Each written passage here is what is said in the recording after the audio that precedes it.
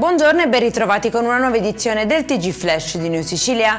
In apertura tragedia a Palermo, dove un endurista di 59 anni ha perso la vita dopo essere uscito fuori strada con la sua moto in una zona impervia. Il corpo è stato individuato da alcuni escursionisti e recuperato dal soccorso alpino.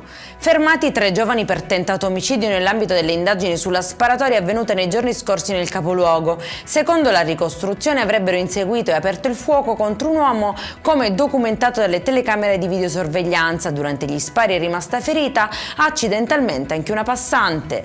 Blitz della polizia a Caltagirone contro lo smaltimento illecito di rifiuti. Ai domiciliari 3 soggetti colti in flagranza mentre gestivano una discarica abusiva utilizzata anche per la combustione dei rifiuti. Determinanti le indagini con appostamenti e droni, sequestrati il terreno e il mezzo utilizzato. Scoperto un doppio business illegale nel centro di Catania e manetto un 49enne che in casa aveva allestito una serra indoor e un laboratorio per la produzione di documenti falsi con macchinari e materiale contraffatto. E in chiusura a Gela le cicogne tornano protagoniste con il Cicogna Day, simbolo di una rinascita ambientale del territorio. Nella piana si contano circa 50 coppie, molte delle quali nidificano sui tralicci elettrici. Grazie ad accordi con le istituzioni sono state isolate le linee e installati nidi artificiali per proteggerle. Gli interventi hanno già ridotto la mortalità, rafforzando la presenza stabile della specie nell'area. Per questa edizione è tutto, prossimo appuntamento alle 19:30, buona giornata.